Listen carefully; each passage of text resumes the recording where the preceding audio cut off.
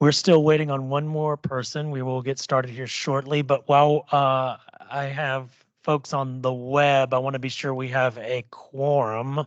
So if you could just, I'm going to call your name to be sure if you can unmute your phone or your web mic.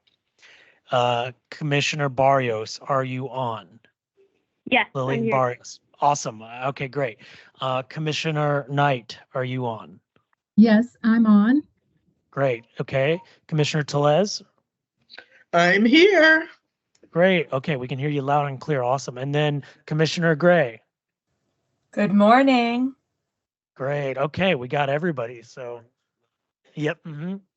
All right. Well, we will get started here in just a minute. Waiting on one more person.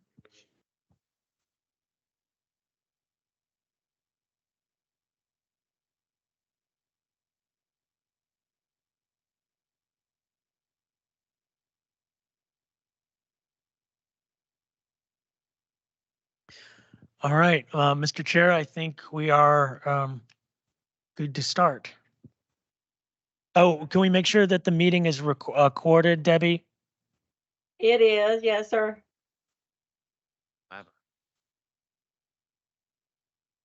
Hey, good morning, everyone. Welcome to the Commission for Transportation Disadvantaged Business meeting. We'll now call this meeting to order. Director Darm, would you please call the roll? Commissioners, remember to, I guess I'm the only one live, so everyone else remember to mute and unmute as appropriate. Good. All right, commissioners, now we're going to go for the official roll call. So when I call your name, please signify that you are here. Chair Stevens? Here. Vice Chair Gray? Here. Commissioner Barrios? Here. Commissioner Knight? Here.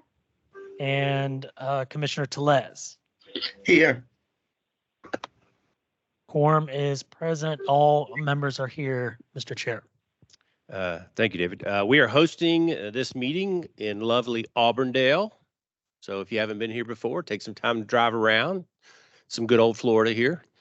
And online, webinar, and on telephone as well. For those participating by web or phone, remember to mute your lines in between if you need to, and then remember to unmute when you have something to say. So with that, as you are able, change the slide. Please stand for the Pledge of Allegiance. And I guess you can face the screen because I don't see oh, there's a flag. Okay, there you go. I pledge allegiance to the flag of the United States.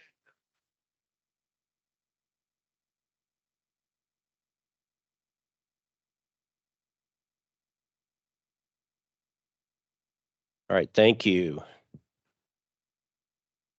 Okay, we'd now like to ask our commissioners and advisors to introduce themselves and the agency they represent on the commission. And we'll start with the commissioners. Commissioner Gray. Good morning. My name is Christine Gray. I live in Brevard County. I've been on the commission since 2019. My interest in transportation has actually, well, it did actually start my advocacy career for people with disabilities. I have cerebral palsy and I do not drive, and I have a son without a disability, which makes transportation extremely interesting. I've been on the commission, like I said, since 2019, and I'm always interested in more transportation options for people with disabilities and more efficient workings of paratransit, because it's a very important resource in the community. Good morning, everyone. Thank you, Christine. Commissioner Barrios. Hi, my name is Lillian Barrios. I'm from the Tallahassee area. I'm coming up on about 2 years being on the commission, and I'm here to provide some insight from the user side as well. Glad to be here. Thank you. Commissioner Knight. Good morning, everyone. My name is Renee Knight. I'm Vice President of Community Services for Elder Source. I live in the Jacksonville area, and I've been on the commission since 2019. and I have over 27 years experience working with seniors and senior programs.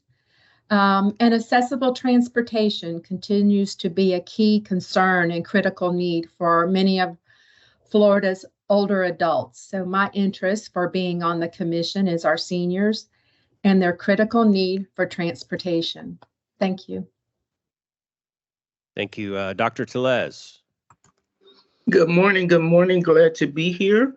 My name is Dr. Robin Tellez. I reside in Miami-Dade County. I've been on the board since 2016.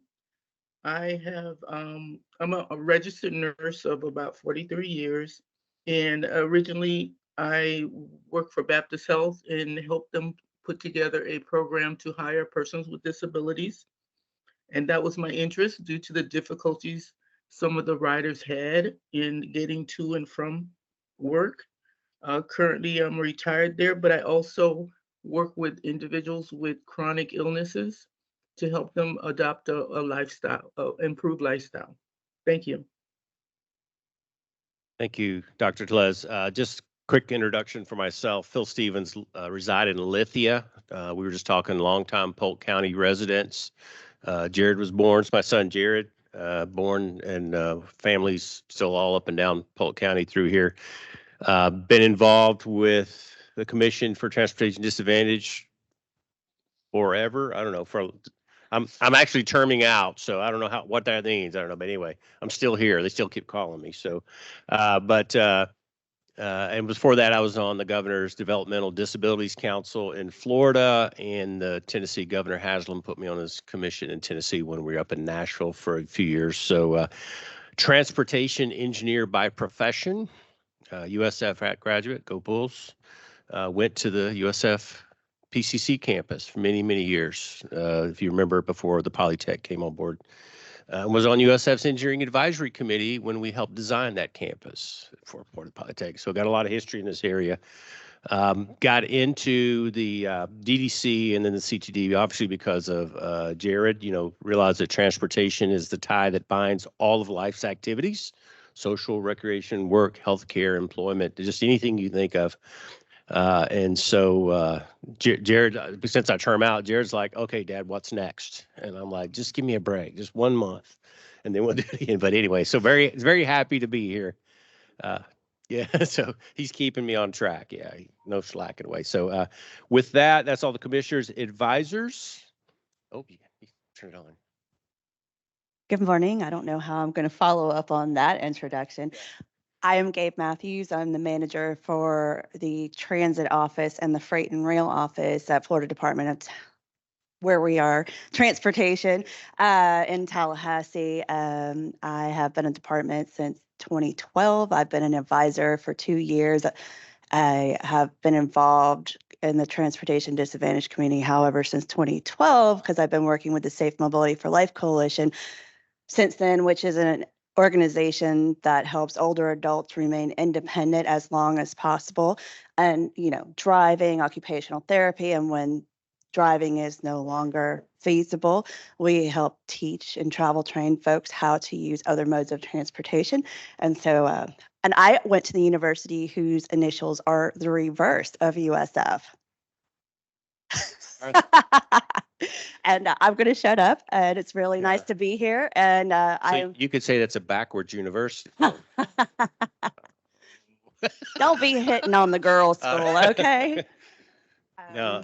And I'll pass it on to the other advisors. Okay, yeah, and just another piece of trivia. I got out of the military in '91 and went to work for DOT. So I started back in Polk County in Lakeland and worked all through the '90s as a DOT employee in the Bartow district, the first district. I love District 1. Yeah. All right. Any other advisors on? There's no one else in the room. I don't know. Any advisors on the call? Introduce yourself, please. Oh. Krista Carter, Department of Elder Affairs.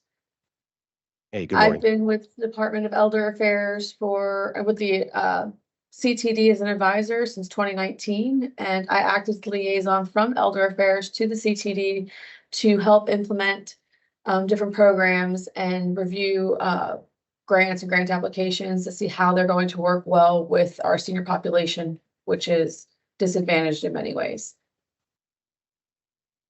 Okay, thanks for being here. Any other advisors? Kent Carroll with the Agency for Persons with Disabilities. Been an advisor to the commission for a number of years now. Thanks, welcome. Anyone else, advisors? Remember to unmute. Okay. Well, thank you. Let's get over some of the rules of engagement here. This is a public meeting operating under Florida's government in the Sunshine Act. It is being recorded, and that includes anything in the chat boxes or anything that's discussed. Of course, everything's being recorded. Make sure your lines are muted. We advise any commissioners not to communicate in any way. Just a reminder, no chat boxes, no communication whatsoever to ensure that we remain within compliance with the Sunshine Law. For the public comments section, we'll follow our usual format. So the first public comment segment is intended for agenda items only. So please, the first round, just agenda items. And then the second round will be any topic that you want to discuss in the second one. We've asked people on the webinar intending to speak to submit a public comment form prior to the meeting. We'll ask, of course, for anyone. For any folks here in Auburndale wishing to speak, please fill out a public comment card. And who's collecting those? Sure, who's getting those? Who's getting the public comment cards if they have them? Is it you? Yeah, so Sherry will get them for you if you need them. Before we begin the first public comment period, we'll receive a welcome from our hosts here in Polk County. We do want to thank everyone that helped coordinate this event. It's always a lot of logistics. Our general counsel, Rochelle's trying to get here from I-4 when they closed the ramp. Oh, she made it. Yeah, she made it. Okay, there you go. You can come on up here. Okay. So a lot of coordination. I wanted to recognize a few folks from the Polk TPO, Julia Davis and Ryan Kordek. Are they here? There you go. Yeah. Oh, sorry. Marcia Roberson, Cindy Mitchell, Dave Walters from the Citrus Connection. Are you here? Two, three. A lot of coordination there. And then Turnpike Enterprise. Is Pamela or somebody from Turnpike? Yeah, no, okay. All right. So so again, they're hosting. Thanks for the hosting facility there. So we'll get into, we'll receive a presentation from Polk County. I did want to recognize some elected appointed officials in the room. Commissioner Jordan Helms, right there. Thank you. City of Auburndale, Commissioner Sarah Roberts McCarley. City of Lakeland, also Vice Chair of the TPO, correct? All right. Vice Mayor Jeremy Clark from City of Davenport, back there, who also serves as the Polk County Local Coordinating Board chair of that. So Tom Phillips, right there, he is the general manager of the Citrus Connection, who is the designated CTC for Polk County. We have Commissioner Martha Santiago right there, and Mayor Bill Butts from the city right there. So anyone else did we miss? We want to recognize anyone on the call, any elected appointed officials on the call. If not, Polk County, you've got the floor. Yeah, who's doing it from Polk County? Oh, okay. Yeah. Good morning. Bottom power. Yeah. How about that?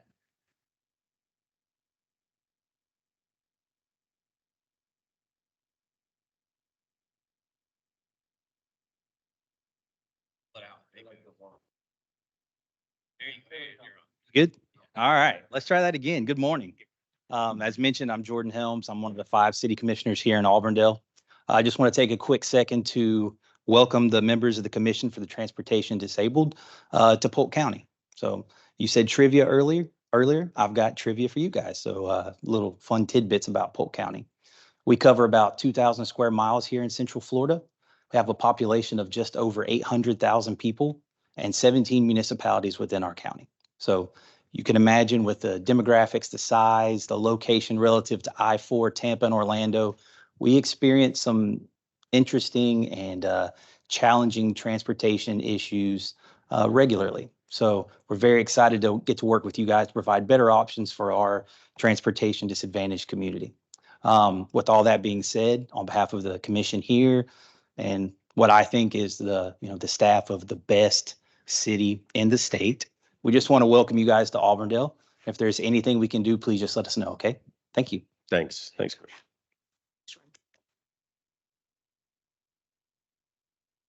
Well, good morning, and I am Sarah Roberts McCarley from the City of Lakeland. I also serve as Vice Chair of the Transportation Planning Organization for Polk County, and I am the Board Chair of Citrus Connection Lakeland Area Mass Transit District. So we're so happy to have you all here in Polk County, and for those of our friends who are online, come back anytime. SunTrax is amazing. We'd love to show it off to you all, and we're thrilled to be in the center of the state. We feel like all roads lead to Polk County, and we want to make sure that those roads work efficiently, effectively for all of our citizens. From the Lakeland Ledger of March 14, 2024, just to note, according to the U.S. Census, more people moved to Polk County in 2023 than any other county in the United States. With that growth comes pressure on infrastructure such as roads. We're excited to partner with you all to continue to provide a good amount of service and revenue to our residents, especially those who have challenges in traversing this county and getting along I-4 and the whole area. So we're just happy to have you all here. Anything that we can do to make that job easier. And just as a personal note and aside, I was state director of Best Buddies Florida.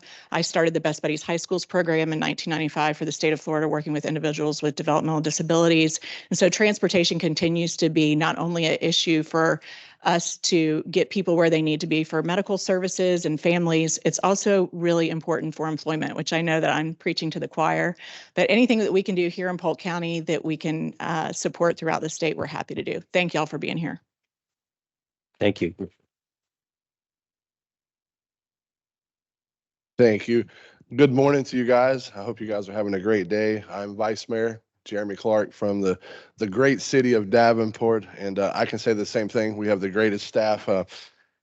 I also chair the Polk County Transportation Disadvantaged Local Board, and we welcome you guys this morning.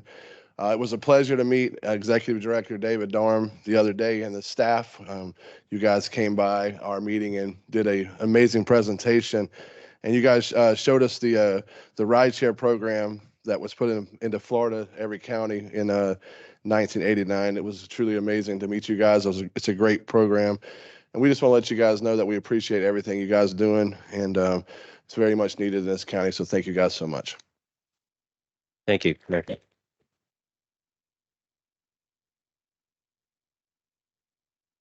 morning. My name's Tom Phillips, and I'm the general manager of the Citrus Connection. And I was asked by David and the commission today to give a brief 5 to 10 minute presentation about the Lakeland Area Mass Transit District, the Citrus Connection, which is honored to be the CTC for Polk County. And we've done that for a number of years, and we'll talk a little bit about that today.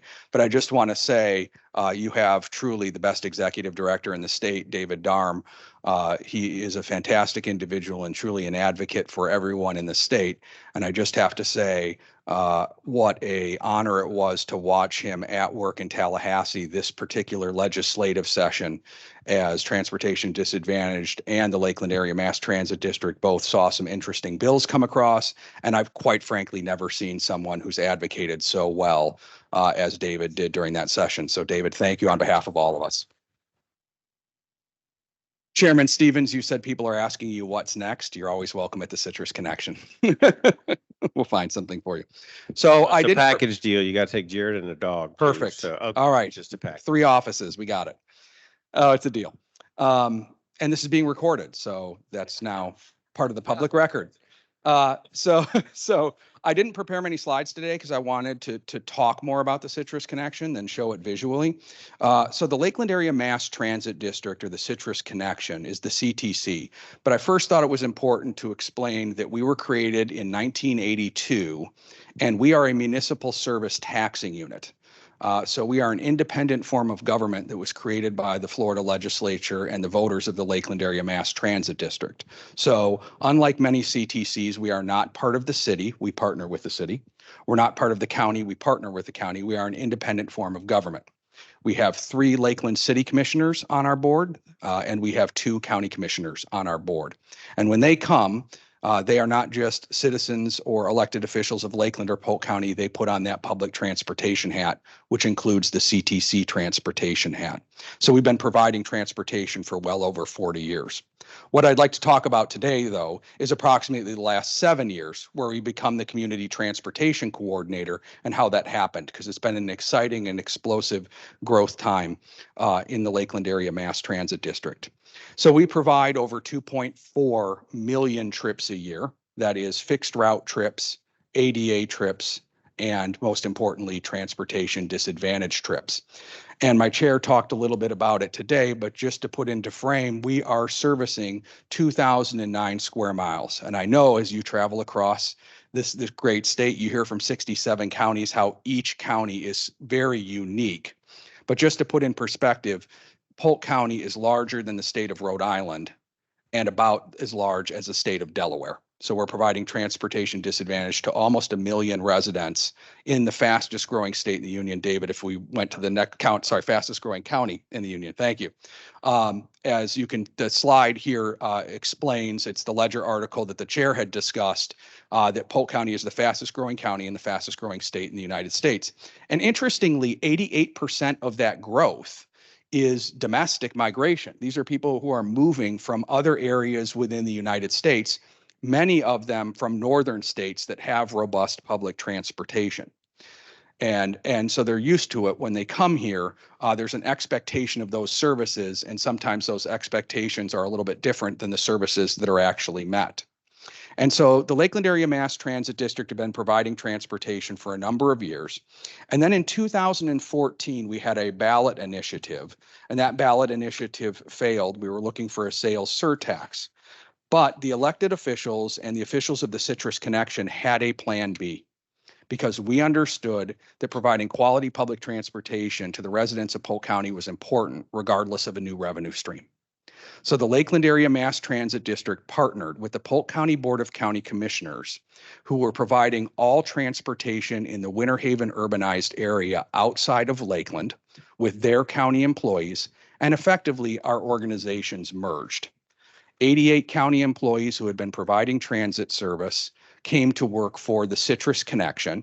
They gave up their CTC designation. We took the CTC designation, and we became the countywide provider of public transportation. And so we've been the CTC for approximately the last 7 years, and we appreciate that. It's been a learning experience, but as you can see from some, or as we will discuss with some of the other slides, it's really worked out, I think, very well for the TD riders. Our focus in Polk County has been to make sure that we are utilizing the TD dollars absolutely positively in the best way that we can. And we believe that charge is to make sure that the transportation disadvantaged dollars are being used as a system of last resort. So how can we utilize the federal and state and local dollars that we have to make sure that we're providing as much disabled access transportation as we can, so that we can then use the TD dollars only when we absolutely must, and we're utilizing those dollars. So some of the things that we have done that are adjacent to the TD program are, we are the only county currently that lets all veterans ride for free. So approximately 68,000 veterans in Polk County can ride the bus system for free by showing their DD 214 form or some form of military service, a driver's license, a service ID. All of our vehicles are lift equipped, and so they can ride the paratransit services or they can ride the fixed route services, again, freeing up those resources for transportation disadvantaged. Also, anyone in our community who applies for the ADA door-to-door service, If they so choose to ride fixed route, they can ride the fixed route for free. And so it's another incentive that we can work with our travel trainers, have people have independence by being able to ride the fixed route system for free. We also have what is called the Universal Access Program. It was noted that we have approximately 800,000 residents in Polk County. Approximately 264,000 residents in Polk County can ride our fixed route bus system, which is ADA accessible for free because someone else is paying for the fares. So the 20,000 students, faculty, and staff of Polk State College can ride our accessible vehicles for free because Dr. Falconelli and her administration pay for the students, faculty, and staff to ride for free out of the student bookstore fees, which is very innovative because within the state college system cannot withhold transportation fees under student services fees. But the law is silent as to bookstore fees. So we use those bookstore fees. Legoland pays for its employees to be able to ride the bus system for free. Also, the Polk County high schools pay for its 50,000 high school students to be able to ride the system for free. Again, freeing up the resources for the transportation disadvantaged. Specifically for transportation disadvantaged, we've really tried to innovate, and we appreciate that we were recognized as the Innovative System of the Year this year. I will advance to a slide where people can see some of that. But what we've largely focused on is how can we make sure that we're providing the maximum independence for individuals through travel training and through the support necessary to have a maximum amount of independence. And so one of the things that we have is our Transportation Disadvantaged Bus Pass program. What this allows us to do is register individuals in the TD program for a monthly fixed route bus pass, where they're able to take unlimited rides on a monthly basis. That's a $47 value that the TD Commission is providing these individuals, and it's providing them unlimited rides. And with the help of Milvia Santiago, Delicia Pelt, and other travel trainers, we're able to work with individuals to make sure that they're successful on the fixed route system, and they're able to use TD dollars to be able to do that. But one of the issues that we found is that many times government expects that the people come to them. And we really ran into that challenge with the reloading of the TD bus passes. We want to be good stewards of the taxpayer dollars. You want to make sure that your dollars are being spent properly. So individuals needed to come in and reload their cards on a monthly basis to make sure that they were still using them and there was no financial or rider malfeasance. Well, we expected them to come to us. That really doesn't work. Many of the commissioners said transportation and the issues and challenges in getting that transportation. So we now have a mobile reloading station. Let's bring the TD program to the communities that need that. So we now have our TD monthly, our mobile vehicle that can go to our terminals and reload at our terminals. They can go to senior centers. They can go to flea markets. They can go to First Fridays. They can go to community events. They can go to a variety of different activities, and we're bringing the TD program into their communities and signing them up. And then I have to say that Marcia and her team, she would never admit this, but she's got a huge heart, and she will even take that TD bus pass vehicle into individuals' apartment home complexes and sign them up if they have a complex medical issue and they're not able to make it to one of our reloading stations. So in extreme cases, we're even able to provide that one-on-one service. So we are truly appreciative of all of that with the TD Commission. David, we could advance to the next slide if you would like. One of the other things that we're trying to tackle is that for all of our successes, Polk County, with its explosive growth, also continues to be the 7th poorest suburban area in the United States. According to the Brookings Institute, and I apologize, on this slide, it says 17.7. That is incorrect. It should be 15.6. 15.6% of our population in Polk County is at or below the poverty line. And we partner very closely with our economic development folks to tackle that issue. But that is why transportation disadvantaged is so needed within the Polk County area. The federal poverty line for a family of 3 is $20,050. And with rent typically costing a low income person 50% of their income, and according to AAA, the cost of owning a car in the United States at $6,600 a year, you can see that access or ownership of a personal use vehicle is out of range for approximately 15% of our residents. That almost makes them completely eligible right out of the gate for transportation disadvantaged, which is why our system is so well used. Last slide, please, David. Thank you. Oh, I'm sorry, there's 2 more slides. This is examples of our paratransit services. We also, in conjunction with the transportation disadvantaged. Yes, sir. Oh, Yeah, just a reminder, anyone on the Teams call or on the phone, make sure you mute your lines, please. And if not, whoever's running the thing, mute it for them. Debbie, mute that if you need to. Thanks. these are images of, yep. These are images of disaster recovery relief as well as hurricane relief we transport to the special needs shelters, as well if there are fires or mass evacuations that are needed. We stop all of our services and respond to make sure that the disability community is evacuated to specific areas in accordance with the Polk County Board of County Commissioners Emergency Management, the City of Lakeland's Emergency Management, FEMA, or the Red Cross. And finally, I'd like to wrap up.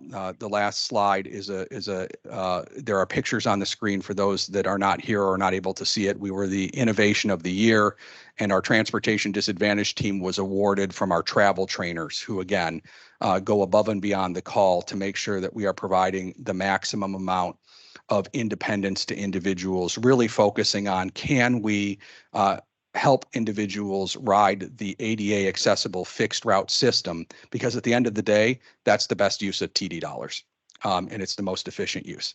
The last thing I'd like to say is something that I had not had scripted, but is something that David and I had talked about yesterday, and I believe the topic may come up, that the legislature was looking at on-time performance in TD, and there may be a focus on increasing on-time performance within CTCs to something close to maybe possibly a 90% on-time performance.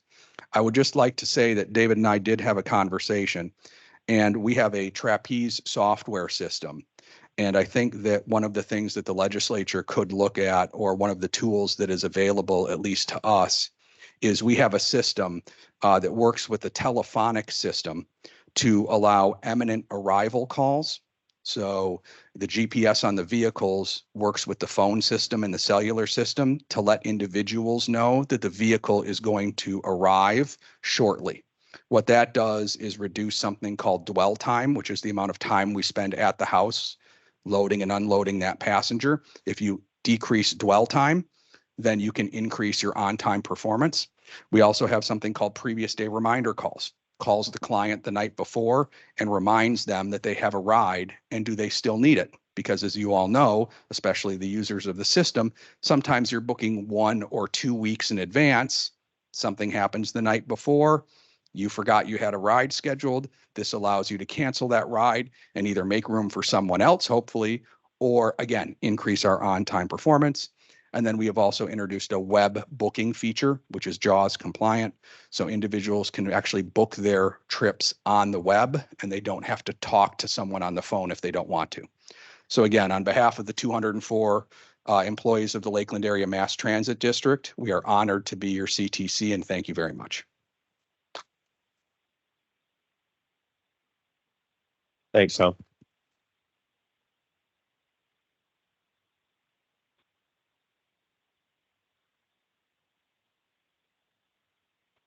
I don't know if Commissioner or Mayor wanted to.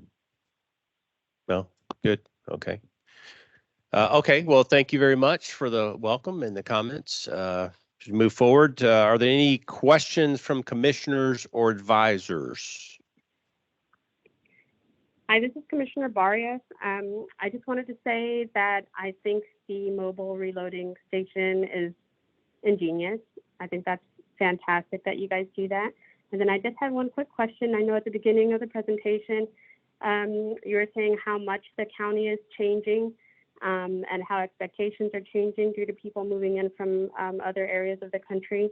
Do you guys ever, think about trying the tax, trying to implement the tax again? This is being recorded. Tom Phillips, this is being recorded before you speak. Yes.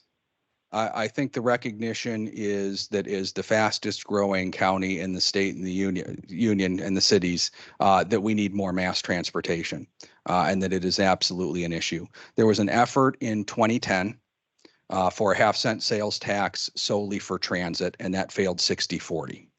And this is just to give a little bit of the history. In 2014, the My Ride, My Roads ballot initiative was a full cent for transit. I'm sorry, a full cent, half a cent for transit, half a cent for roads.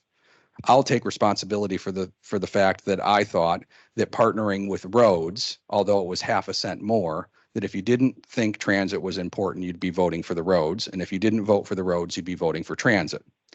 Turns out people liked that less, and it failed 70-30. Very recently, there was an effort to have a half cent put on the ballot for transportation, of which I believe public transit would have received between 2 and 3% of the funds, and it was to be allocated out via the gas tax. But that did not make it to a vote at the Polk County Board of County Commissioners. And so I think the answer to the commissioner's question is yes, it needs to be on the ballot at some point. That point was probably in 2010, so we could get ahead of it. Commissioner George Lindsay, who is on my board, has a saying that traffic will never get better than it is right now, and right now, and right now. And we cannot pave our way out of congestion. So yes, mass transportation is absolutely a component to that. What I will say is we have elected officials here from Auburndale and from Davenport, and there has, in the 12 years that I have been here, I believe there's been an absolute public transportation renaissance among elected officials in Polk County outside of Lakeland, in that they truly understand and are supportive and are investing at levels they have never invested at before in public transportation, because they realize that every single Auburndale, every single Davenport resident that we can get onto an ADA vehicle, a TD vehicle, or a fixed route bus is one less car on the road, and that adds up. Okay, thank you. Any other questions, commissioners or advisors? While they're speaking out, there's, I agree, it never get better. The challenges, funding, the war for talent, we're seeing that statewide, trying to find, people to operate the equipment and training. I mean, that's just, systemic everywhere. So we have a saying in transportation, all the easy projects have already been built. Everything moving forward is going to be difficult. So we just have to, be ready for it. Yes, sir, Mr. Chairman. And I'd just like to, for the record, since it's being recorded, I think it should also just be noted that at the state level, the gas tax revenues are in decline, because as cars become more fuel efficient, EV vehicles start hitting the road, and people are driving less, that gas tax is going down as well. So the pressure is not just at the local level, whether it be a sales tax or a property tax, but you're seeing those same pressures with the gas tax at the state level, and then you're seeing it at the federal level as well. Okay, any other questions from commissioners or advisors? Not, thanks. Okay, with that, we will move into the first public comment section. We'll now call on speakers who have submitted a public comment form in advance prior to today's meeting. Again, the first public comment section is targeted for agenda items only, please. When you introduce yourself, please indicate your name, if you represent an organization, and your county of residence, please. You'll have 5 minutes. We'll notify you when you're 1 minute away from that 5-minute time limit. So do we have any cards at this time? Mr. Chair, we only have one, but it is not related to an agenda item, so we'll catch that in the second round. Okay, anyone here live like to make comment during the first public comment section?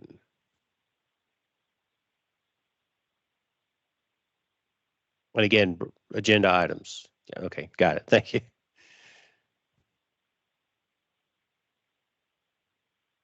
Well, we have your card, Julia, but it's only agenda items, so. Yes, so I don't know. agenda item 7. Okay. So for the record, Julia Davis, Thank you. Polk Transportation Planning Organization. Welcome to Polk County. I live here in Polk County. I forgot to put agenda item 7, the legislative wrap up, on the agenda on my cart. I have been participating in the development of the trip equipment grant formula online, like all the other folks online over the years.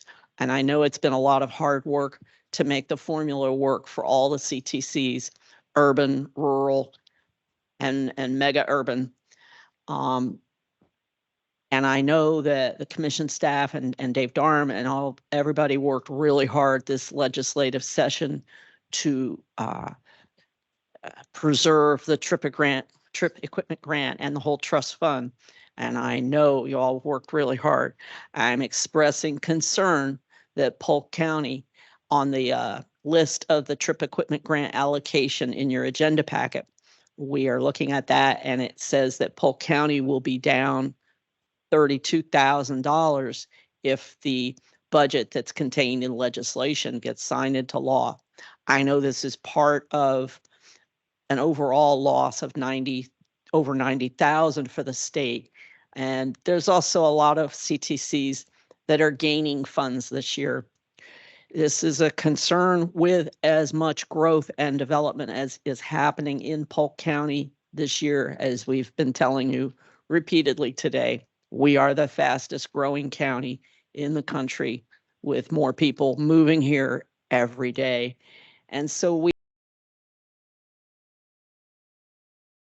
transit and paratransit services urge you to consider the trip equipment grant formula one more time to smooth out these anomalies, because it seems to me Polk should be getting some more money as all of these people keep migrating here. Thank you. Okay, thanks, Julia.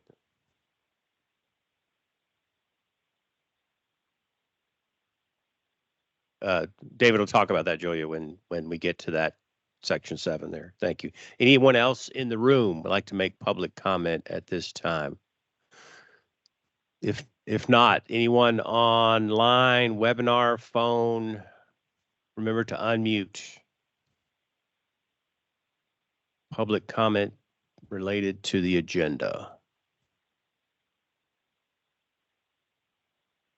If not, we'll move on to the next agenda item, the approval of the minutes from December 11th of 2023. We convened our business meeting by webinar December 11th. The draft minutes were provided in the business meeting packet, this one here. Are there any questions or revisions from commissioners or advisors before we take a vote on approval?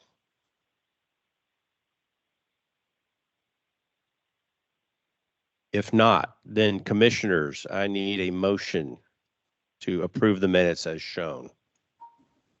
This is Commissioner Gray. I'll give you a motion to approve the minutes as shown. Thank you. I need a second.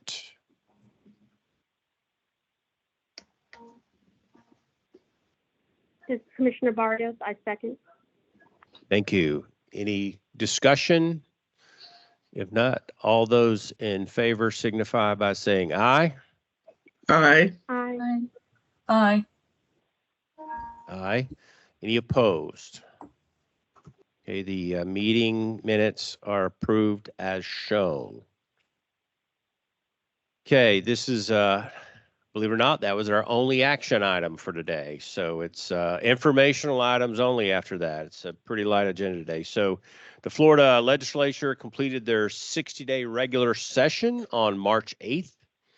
Director Darm was heavily involved with that process in Tallahassee, working hard to advocate on behalf of the transportation disadvantaged community. David's going to provide an overview of the budget, legislation, and the impact on the transportation disadvantaged program. Thank you, Mr. Chair. First off, thank you, Tom, for your warm, kind words. This was a collective effort. It was not just me in this role. It was the voice of many different stakeholders across the state to support or educate the need for ensuring that these changes, and we'll get into it in a minute, but the changes that were being proposed wasn't necessarily an opposition. It was more of an educating to ensure that there is a feasibility to supporting these changes within across our state. So I'm going to get into that in a few minutes about where it landed, but this would not have been possible had it not been for all the folks out there being very active in participating in this process. And I think there's going to be a lesson learned and going into the future that we got to do more to educate and connect with our elected officials, both at the state and the local level, to understand the need for these services.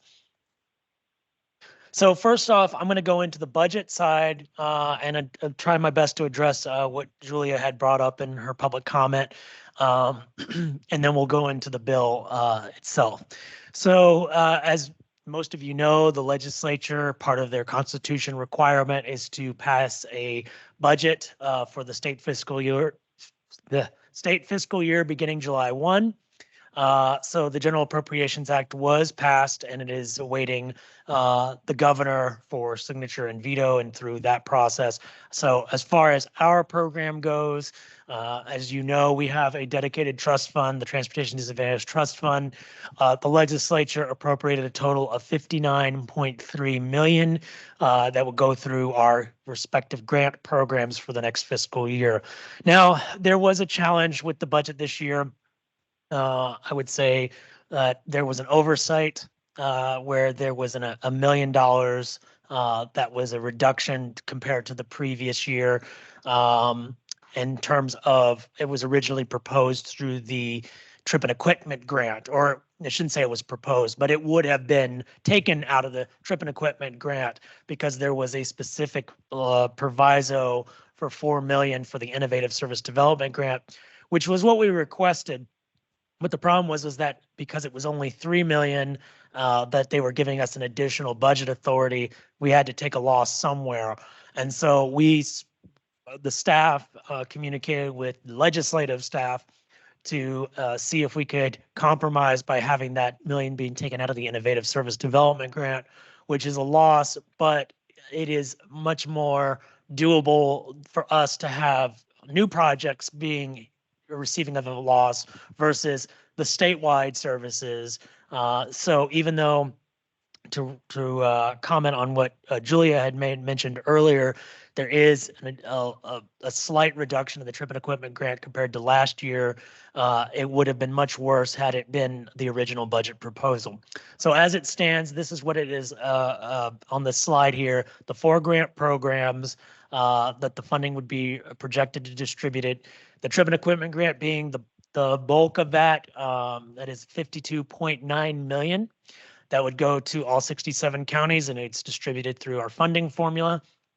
The planning grant, which is $1.9 million, that has been adjusted upward. So that 90, I think it was 90,000. I can't remember off the top of my head what was basically coming out of the trip and equipment grant was to support the additional planning grant, because in our rule, as it states, we are required to adjust the planning grant when there is a state workforce raise. And so there was a 5% raise from the previous year, and that went into the planning grant to be reflected here.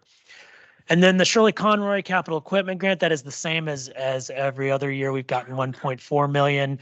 I'll talk about that later, about that process that we're going to be expecting the applications shortly. And then the Innovative Service Development Grant, which I mentioned earlier, is going to be $3 million as opposed to the $4 million we requested. This is important. A key thing to understand is that because the Innovative Service Development Grant now is for all intents and purposes being reduced by half compared to the previous fiscal year, that means that we're not going to have as much as a commission to be able to award. So we're going to have some tough decisions. And when I get into the legislation piece, it will be interesting. I'm expecting new board members as part of the if we do get new board members by the June meeting, we're going to have a tough decision to make for their starting first meeting. So that's going to be something that we're going to make some real hard deliberations on. I will say that the existing projects that are currently funded, if they are going to reapply, they are going to have a little bit of a competitive edge because we do give the first consideration to the existing projects, but that doesn't guarantee you as an existing ISD grant project that you're going to get the same amount that you got this year.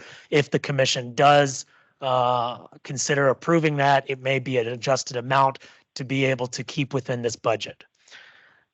Before I get into the legislation, to mention what Julia mentioned earlier, the trip and equipment grant projections are in the packet. Remember that funding formula is based on 4 variables, population and centerline miles, which each are 5%. I want to say the population may potentially be adjusted because we're still waiting on the most recent census, American Community Survey that I believe has not been updated yet. So if it is updated before the end of the fiscal year, we would do our best to try to make an adjustment there, but it should not be significantly different than what you're seeing in the projections. And then of course the invoice data, what we get through the trips, the miles, and the bus passes that are funded or reimbursed under the trip and equipment grant, those have a major role in playing and influencing what is in the formula. So what that means is that if a CTC's rate is structured in such a way where it is significantly high, that is going to have a negative effect on their allocations, especially if it's continual year over year. Vice versa, if a system is not using their, for lack of a better term, drawing down their dollars as much and spending or providing as many trips, that's going to have an impact on their allocations if it is year over year.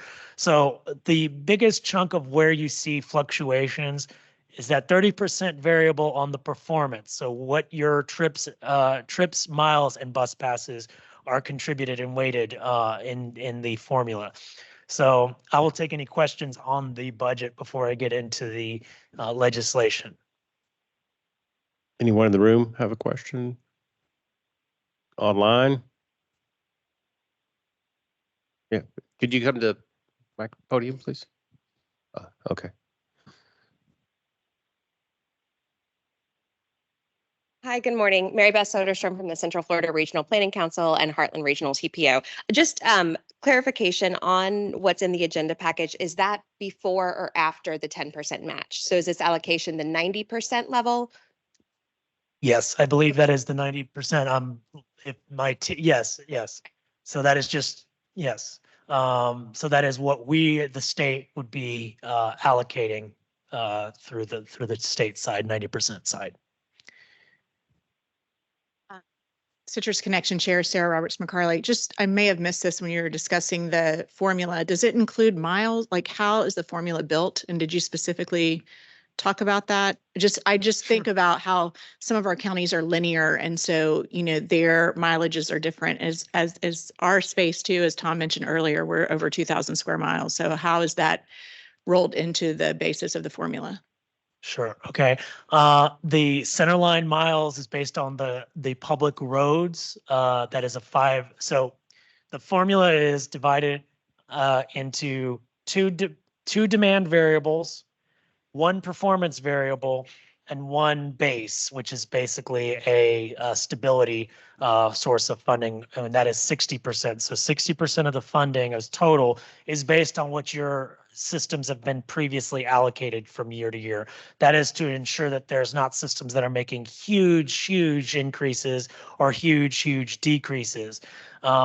And we developed this formula back in 2020. We implemented it beginning of 2021 fiscal year. So we are approaching the 3rd year. We've had total of 3 years that we've implemented this. So to your question, the 2 demand variables, one is centerline miles of public roads, and then the other is the potential eligible TD population based on the American Community Survey. So that is individuals with disabilities that are reported to the American Community Survey, those living below poverty, and adults that are 65 and older to cover the older adult population. And those are the eligibles based in the statute of what are considered transportation disadvantage. Now, I'm happy to share more about the formula, but I do want to get into the legislation. And we can do a follow-up and, you know, and you can, we can run sensitivity analysis. I mean, it's worked out well with the formula. So, okay, any other questions on the budget? If not, then let's go ahead and move to the legislative portion. Okay. Apparently somebody's asleep. We put somebody to sleep on the budget. For those on the line, that was a service dog that was snoring behind me. He was chasing a squirrel. Chasing a squirrel. Okay, so I'm going to only speak to the bill that was pertaining to the Transportation Disadvantage Program. I believe Advisor Matthews will maybe during her update can share a little bit more about some of the additional bills that passed that may pertain to public transportation. But just to give a background to those who were not here or were not following the legislative session, this originated as a representative in South Florida who had some concerns about the paratransit services that were in her community, particularly as it was impacting individuals who had more significant disabilities. There was a perception and some strong concerns about the accountability of those services. And these were not necessarily services that the Transportation Disadvantage Trust Fund were covering, but as it goes, when there is a perception about paratransit services, and especially when it's an elected official at the state level, the goal is to identify these as concerns so on a statewide level and look at policies that could improve or address those concerns. So when the bill was initiated, it was far more reaching than where it is, as we're going to talk about here. Basically what I'd say is sort of the themes that came from this representative and through this these discussions about this bill. There was an urgency for accountability where paratransit services, especially on a contractual basis, need to have some kind of accountability with the governments, whether it's a local government or state side of funding. There was a lot of discussion about transparency where there's awareness or more understanding about how these services are coordinated together. And when especially it relates to handling of negative adverse effects or complaints, where is there transparency about those, how those are handled? And then I'd say the third issue was about the quality of the services, particularly about on-time performance, which Tom alluded to earlier. Was there was a lot of in this final bill version about interest in looking at ways to improve the timeliness and reporting of the timeliness of services.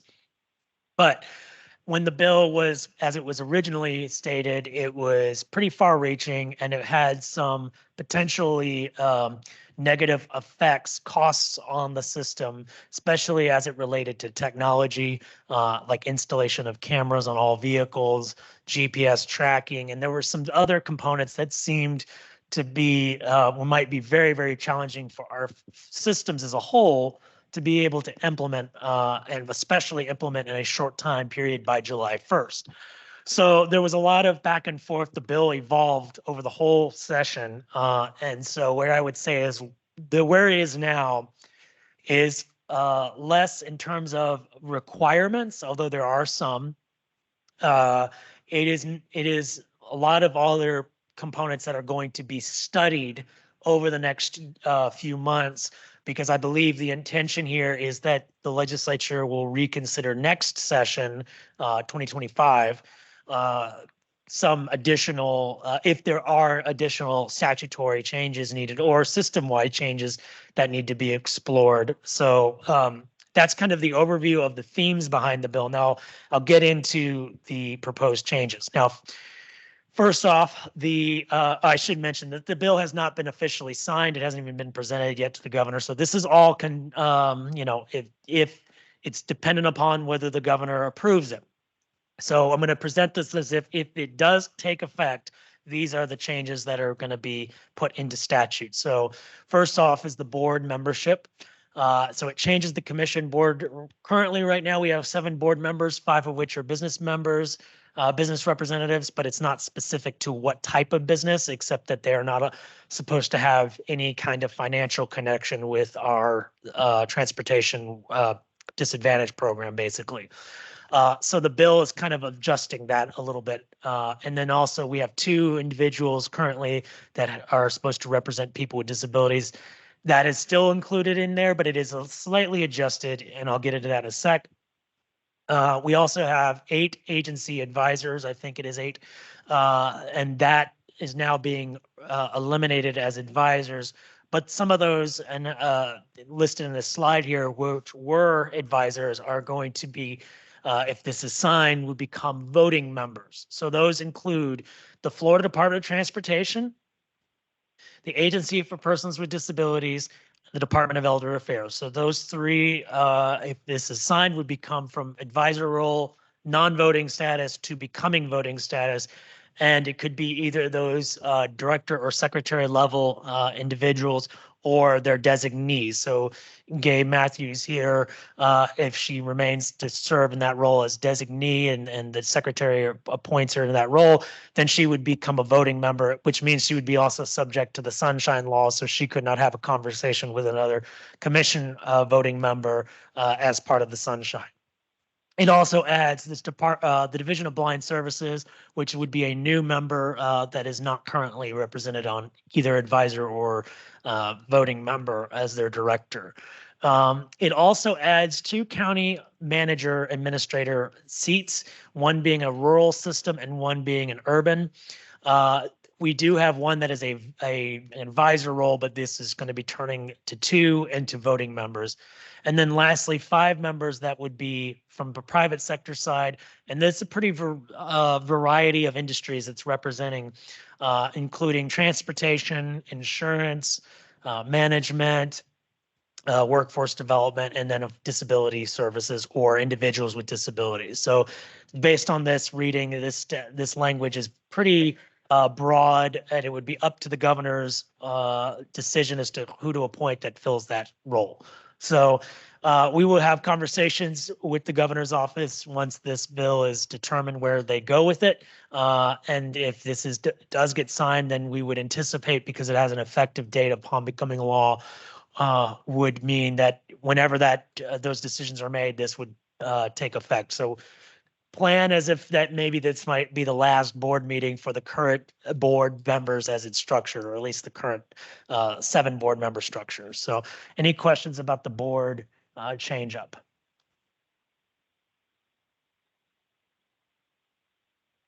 Okay. 2 other new sections of 427 that were added to this bill. This is going to be involving some rulemaking that we anticipate if this does get signed, because we have to be able to provide some additional clarity and guidance. Both of these sections define a transportation service provider as an entity that is under contract with local government that provides paratransit services to persons with disabilities. So what that means from our view so far from our discussions is that these could be organizations that could be CTCs if they are providing paratransit services for persons with disabilities under contract with a local government. So, but it doesn't necessarily mean that it applies to all the CTCs based on the reading of this statute or this bill. It would be specifically to the contract with a local government. So that could be TD services that they're providing. They're individuals with disabilities that are qualified under the TD program.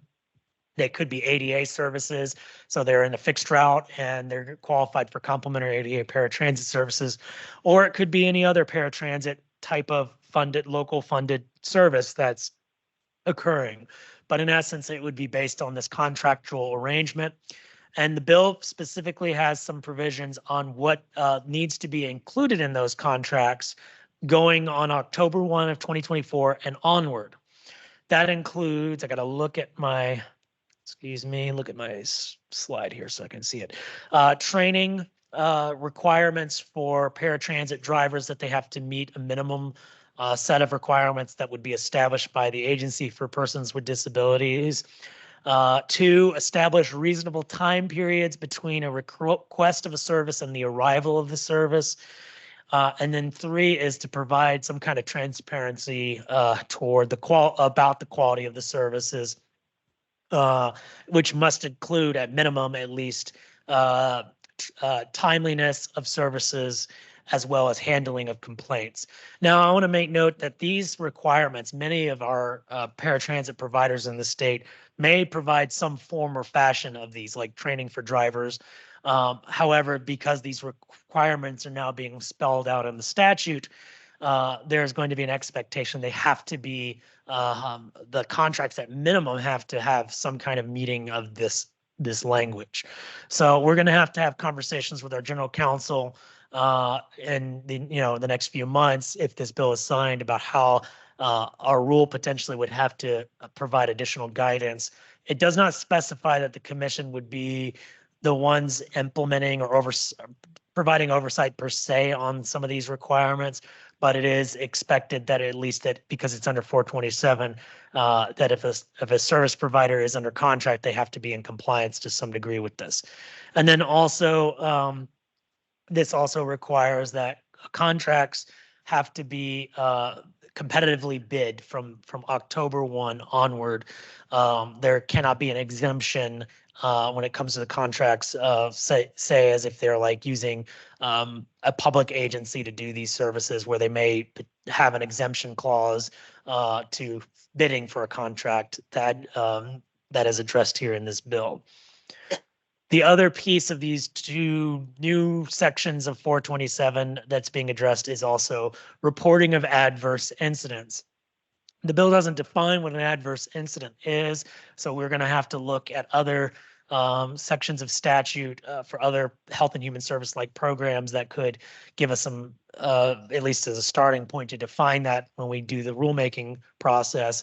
But in essence, what I kind of am seeing is this is similar to probably what APD's world has in their home and community-based waiver program, where their adverse incident is something that is much more severe than you say maybe a complaint or a grievance. This would be something where potentially the health and welfare of the individual is being impacted and needs to be reported to the local government or the transportation service provider. The bill has a requirement that when these adverse incidents are reported to either the local government or the provider, that there has to be an investigation commencing within 48 hours.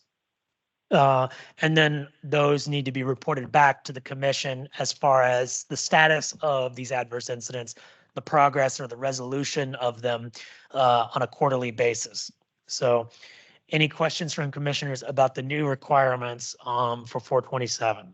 Now, obviously, there's going to have to be more figuring out on the rulemaking side, so I can't answer the extent of what it's going to look like, but based on what's in the bill at this stage.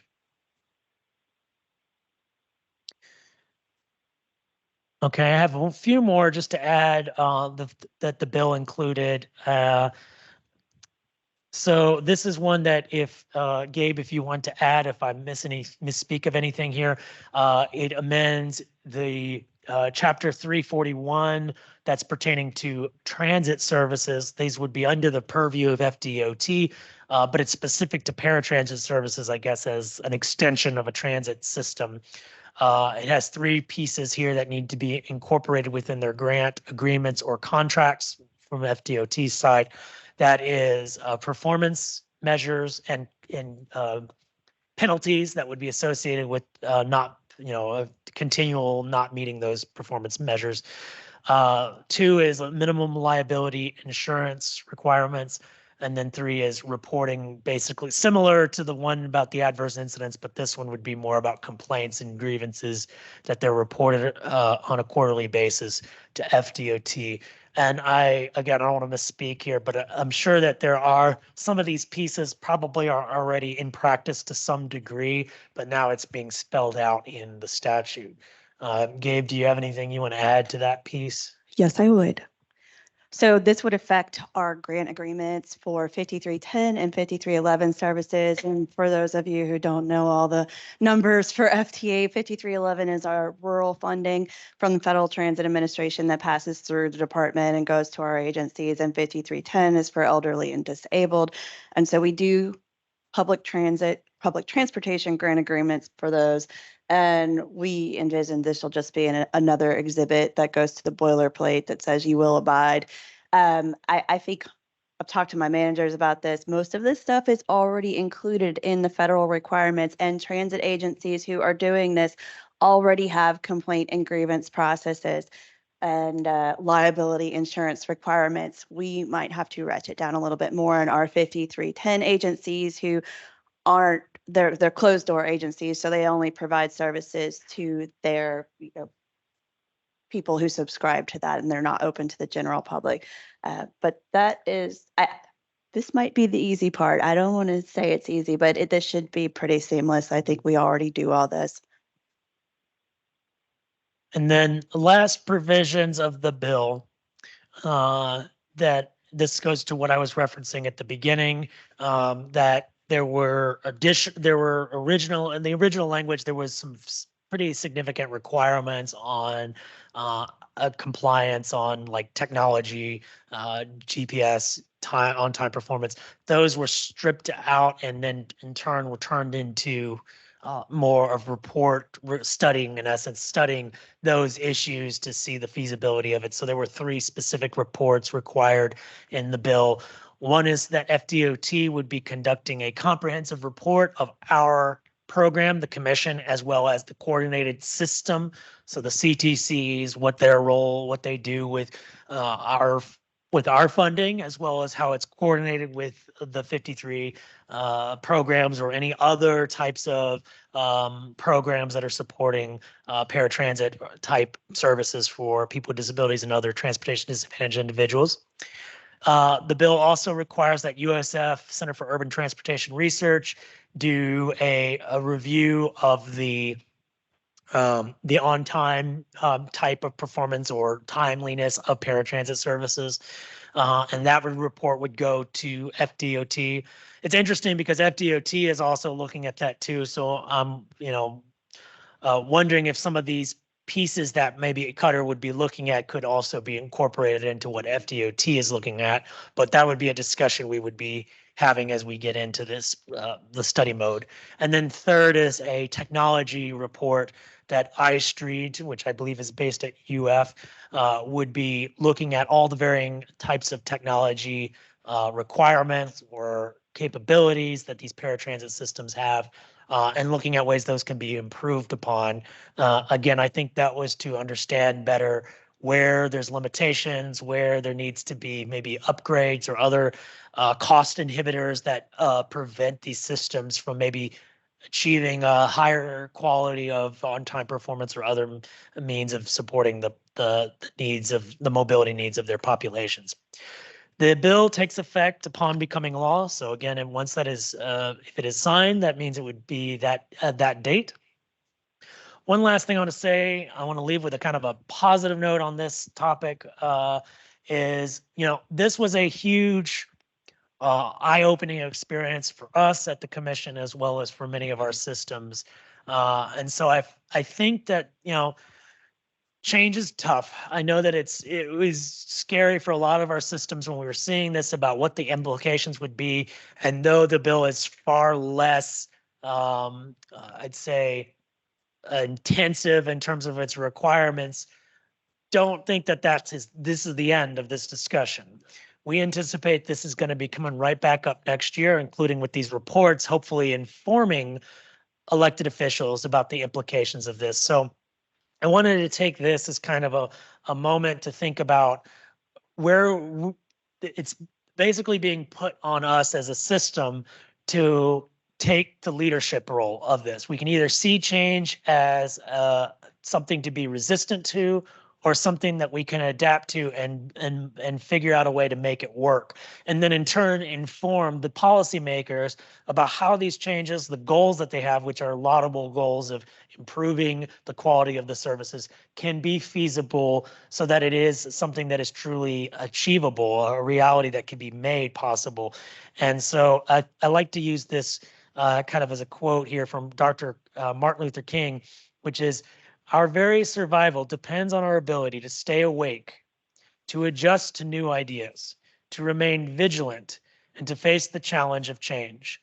So as we go into the next 12, 14 months, begin thinking about, look at your systems, take a hard, honest, objective look and seeing how can we as collectively can be able to incorporate some of these changes and in turn inform legislators about how these changes could be potentially something that will achieve what their intended interest is, which is ultimately improving the mobility of our customers.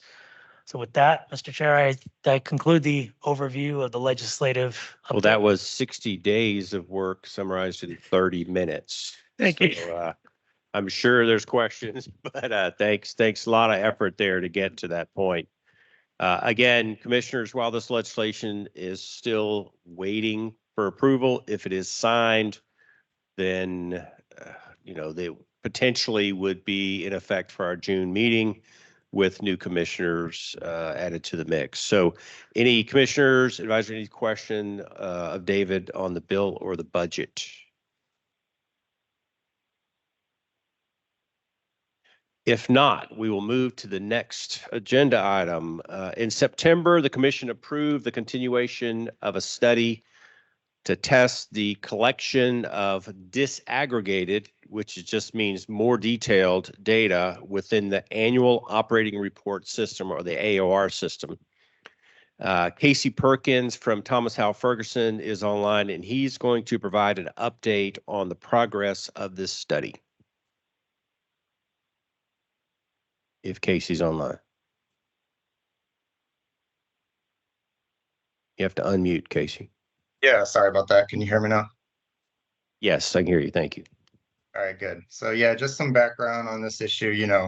CTD and the current format for the annual operating report, it collects data that's highly summarized, or aggregate is another term for it. And last year we did a study really looking at that structure, that highly aggregated structure, came back to y'all with a report in September at a commission meeting and recommended going after more disaggregated, or like you said, Chair, more detailed data. And then so we got together following that meeting when I think the commission approved accepting the report. And we got together with CTD and the Information Technology Office over at FDOT to work on what's called a technology proposal to host this.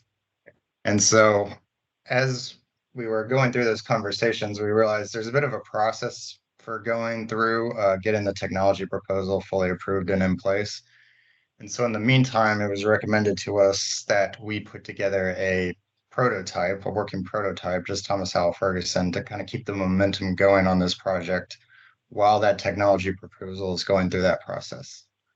Next slide. And so here I'm going to start just by picking up from last year's study, and it led with a recommendation to continue collecting AOR data the way it has been in recent years, but it also followed with a recommendation, that's the highlighted part, to test run the collection of disaggregated data. So with that first recommendation, that was adhered to this year with putting together the annual performance report, which was presented to you at the December commission meeting. CTD staff compiled the AOR for that report like they have in recent years, but really the updates today are going to be related to that second recommendation. And first things first, I just want to reiterate, there is a technology proposal in process. So the ultimate aim, or the end game, is for CTCs to submit their disaggregated data through and to FDOT's own IT system. That's the end game. We're just putting together a working prototype as that technology proposal goes through an approval process. Next slide. So for the initial test run of our proposal, for our working prototype, we reached out to 5 counties. And as of today, we've successfully received data from the first 4 of them, and we expect to get the 5th one testing the tool pretty soon. So just in case anybody can't see it, the counties are Glades and Hendry, Indian River, and Martin, and Palm Beach. So next slide.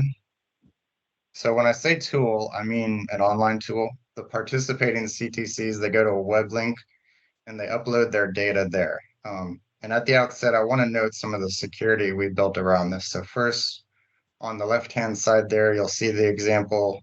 You need a PIN just to access the web link or the website.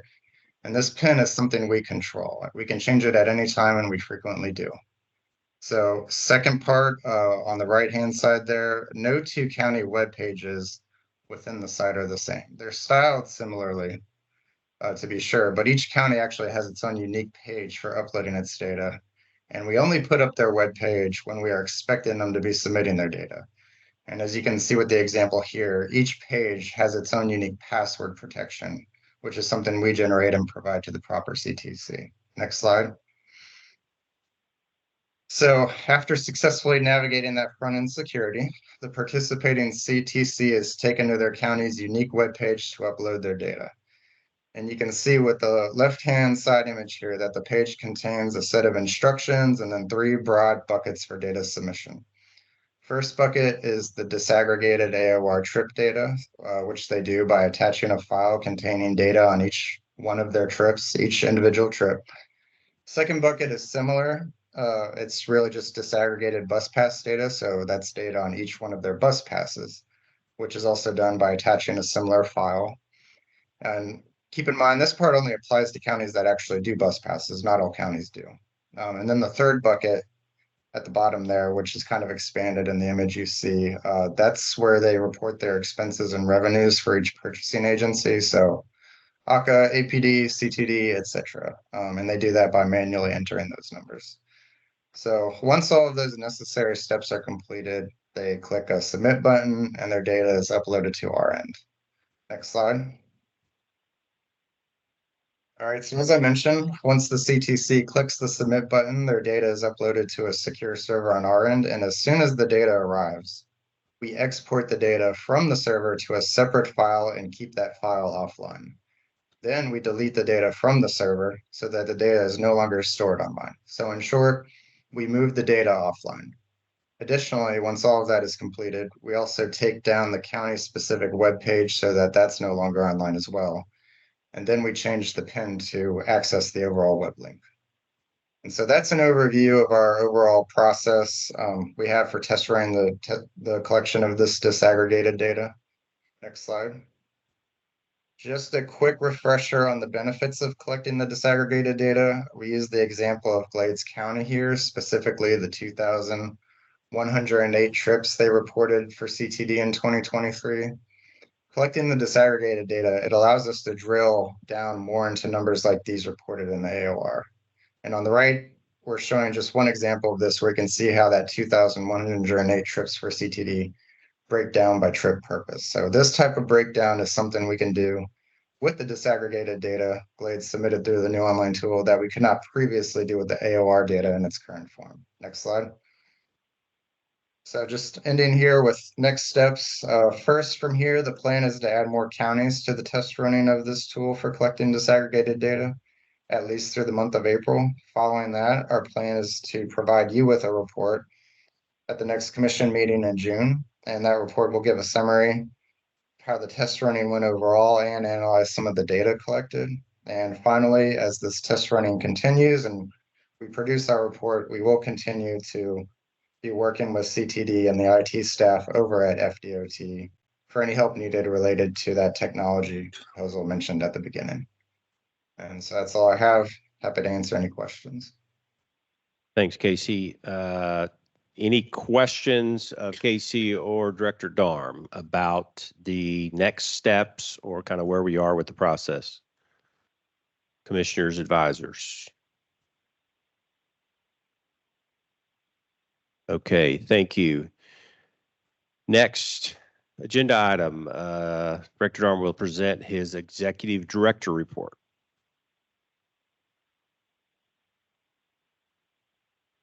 This, oh, I got it. Thank you. This will be real quick. I just wanted to cover a few upcoming events. Obviously, everything has been so focused on the legislative session. So some of our goals that we were planning to talk about, our fiscal year goals, have had to be slightly adjusted, especially like, for example, the 5-year plan. We kind of put that on hold because we weren't sure if the bill was going to take that requirement out. So I'm not going to really be able to address that. Quality assurance, we wanted to have a presentation, but we were going to save that because if we have new board members, we would want to ones that are we know tangibly are coming up that are big issues for the board to decide on. First and foremost, the Innovative Service Development Grant, ISD. The application process is ongoing right now. We have an early bird deadline coming up at the end of next week. That is for those applicants out there that are interested in getting feedback from our staff about how they can maybe look at ways to improve their application, get some technical assistance. That is a very important opportunity. Please take advantage of that. And then we will have a workshop in April. That will be the second training workshop. The packet and the commission meeting packet has some of these dates on there. I didn't put it on the slide because it was a lot. But in essence, at the end of April 30th, that is the big deadline for applications to be submitted. We will not accept any late applications. Even those that are submitting early, you must resubmit again for your final application before April 30th or by April 30th so that we can be able to review those. The subcommittee is scheduled to meet. Now, this might be slightly adjusted depending on what we see with the new board members, if that does take effect. However, we have FDOT, Elder Affairs, and APD as advisors being on that committee, as well as Commissioner Tellez as the chair. So even if there is some change over, thankfully, we do have some of those agencies already involved in that process, so they would just be looking at it through as commissioners as opposed to advisors. This committee will review the applications, make recommendations to the full commission, and then in June, when the commission meets, we would be expected to decide on which projects to award funding for the new upcoming year. Again, that is only $3 million this year, so expect that we will be making some tough decisions on that. We talked about the AOR study, expecting that a final report will be at least initial version of that report will be presented at the June commission meeting. And then the Shirley Conroy grant, that is our capital equipment for it's a competitive grant for those that are interested in getting additional funding to support purchase of capital equipment. I don't remember, Sherry, did we release that information already yet? We did. So that information is already out there, and I believe in the beginning of June is the deadline for that. What was that? May 31st. Okay, so May 31st is the deadline for the Shirley Conroy grant. And then the subcommittee will be meeting at the end of June to make recommendations on that. That is 1.4 million. And we would be expected to have a July commission meeting, of potentially a virtual meeting for that to approve those. And then lastly, of course, as I mentioned earlier, is the implementation of the bill, if that does get signed. So a few things to be expecting. First, we would be getting new board members. Once that takes place, we would have a commission meeting to get introductions, orientation. That would be publicly sunshined. So we would be going through the responsibilities of being a board member and discussing the major upcoming initiatives that we would be wanting those board members to be prepared for. That is including rulemaking to implement the new requirements in Chapter 427. And then we would, of course, be working with FDOT and any of the other agencies or organizations that are going to be responsible for either implementation or doing additional research to understand some of these various issues. So there's going to be a lot of work to come. I do want to say I do appreciate the positive reinforcing feedback from the updates that we sent out. I would like to continue that. As we know more information, we will, keep providing updates to the field about new commission meeting, or new members and implementation, rulemaking, all that stuff. We will put out information. We won't just blindside the public without knowing what is expected. So that is a summary of my report, Mr. Chair. Okay, thank you. Any questions, commissioners, advisors on the report? It's going to be a busy spring and summer, so hold on tight. Okay. Okay. Any other questions on this? If I have one more thing I forgot to mention, the June meeting. We had it originally scheduled for June 5th, but we're moving it to June 3rd because that's during in conjunction with the public professional development workshop in Tampa. We wanted to make sure we had attendance, and I believe that Wednesday is a lot of people are leaving the workshop, so we don't want to have a meeting with an empty room. So if there is no concerns from it's going to be kind of hard to decide because we don't know if the board members, new board members. I'd just say go with it. Yeah. Just go with it. Yeah, make the So change. unless something changes, June 3rd is the proposed. We don't have a time yet, but it would be still at the same location at the Embassy Suites in Tampa in conjunction with the PDW. So. Okay, thank you. Next agenda item, Commissioner Advisory Reports. Gabe, you got a approval?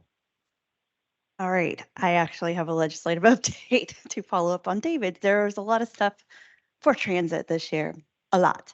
I'll try to be quick. Let me put on my glasses. So I'll start with the easy one. House Bill 287. This will, if passed, restrict the funding from the State Transportation Trust Fund for transit to 20% of all of that. But they're not. Right now, we're not even close to that. Right now, we get about 15% for all the modes, including aviation and seaports and rail and freight and transit gets a portion of that. So we're well below that 20%, but that's something to look out for. And there are exclusions to that. So it doesn't count anything that would be matched for federal grants. It would not count anything that would be matched for New Starts, the program for New Starts. What is that now? I can't SIG capital improvements grants. So like bus rapid transit or rail projects, or it would exclude projects that are in the TIP, the transportation improvement program for the MPOs, and there has to be a supermajority approval for that. So we're okay. We're okay on that. The next one is a lot. Just a House Bill 1380. This has quite a few things in it that covers transit and also other modes. So the first thing that is in there, if any modes, including transit, airports, public airports, ports violate the provisions of the Chapter 381.00316, I know that's fun, which is a statute from last year. It's discrimination by governmental and business entities based on healthcare choices.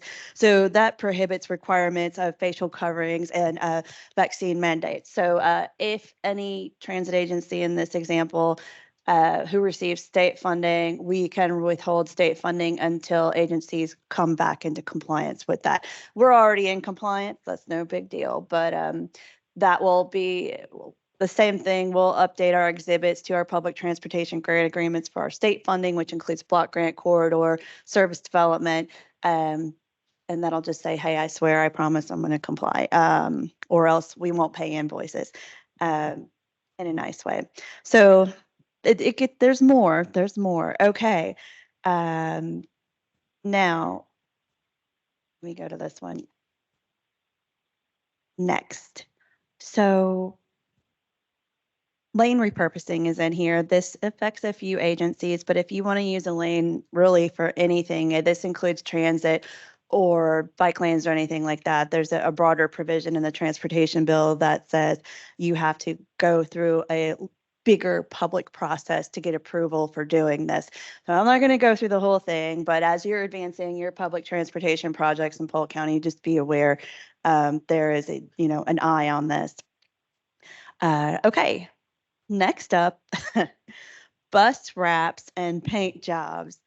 If you use state funds on any of this, you can only use state funds to provide bus wraps or paint for that has your logo on it or your county logo or any kind of FDOT advertisement, like Alert Today, Alive Tomorrow, or Safe Motorcycling and stuff like that. Anything else you do with your own funds, you're okay. But that you're restricted for what you can do for state funds. And there'll also be, it says we have to define what that is. Well, the definition is just going to be, what you can do, not what you can't do. So, and there's that. So be aware. And tinting, window tinting cannot be darker than the requirements for window tinting for automobiles in the state. And again, this isn't signed yet, but it has passed both houses. So I don't know what that means, to be honest. Like right now, the wraps cover the windows of a lot of buses, so you can't see through them. So, do we have to, when we do new wraps, exclude the windows from that? So I know a lot of our agencies get advertising dollars, so there might be some pushback from some lawyers who advertise on buses. Okay, I think I have okay, there's one more thing. Okay, this is the tough one. So agencies, all transit agencies, right now it's transit agencies who receive block grant funding must start reporting their administrative costs at a publicly noticed meeting.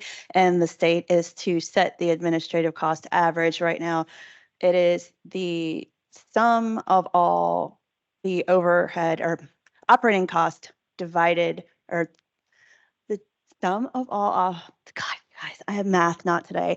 The sum of all administrative cost divided by the sum of all operating costs, which will give us the ratio. And so right now that's about 20.4%. So if you do fall above that by 20%, well, nothing happens, but you just have to notice it publicly. So there is that. And then the other thing, which is kind of going to be a nuisance, but you'll have to report all the salaries for your executives, for your transit agencies. And if your operating budget increases by more than 5%, you have to reach out for FDOT approval. We're still looking at what that means. It'll most likely be done at a district level. Yeah, it needs some work. We'll be probably coordinating with FPTA on how to do this in the most fair way. I don't honestly see any penalties in this. This is just, besides extra work to put this out there, but this is, be diplomatic. This is to create more transparency for agencies and to let the public know, what we're working with. And I'm hoping that good things come out of it. And that is my, one great thing. We do have our vehicle contract out for smaller vehicles for cutaways, and we have orders out. So if you need buses, put your orders in. They are manufacturing again. That's my report. What's the, thanks. What's the lead time on vehicles now? It was pushing way out. I don't know what the procurement. It's months and not years now. Oh, that's good. It was like 2 years before. Yeah. Yeah. And just a follow-up question, how do you nicely refuse to pay an invoice? Because you said we're going to refuse to pay invoices nicely. You just smile and you say, we're not going to pay your invoice. I'm sorry, we're not going to pay this. There you go. All right. I just didn't know what that looked like optically. So just playing. All right. I'm being recorded. Yeah. So, there'll be a way to do it. There's a way to do it now. Let's just say, you have a paper trail, Right. do this, and then a phone call. Hey. Gotcha. No, I just thought it was interesting. Dave and I both kind of chuckled. It's an interesting phraseology there. So thank you. Okay. Any other advisors and/or commissioners? Okay, thank you. We will move to the second public comment segment. Speakers are welcome to discuss any topic that they want. Again, 5 minutes per comment. We'll give you a 1-minute warning. Give us your name if you represent an organization and/or your county of residence would be appreciated. So anyone in the room, second public comment period. Anyone online or on the phone, second public comment period.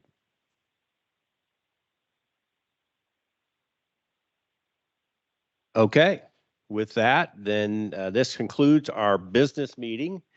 We do want to thank everyone from the county, the cities, and SunTrax and the DOT, state agencies, everybody that showed up.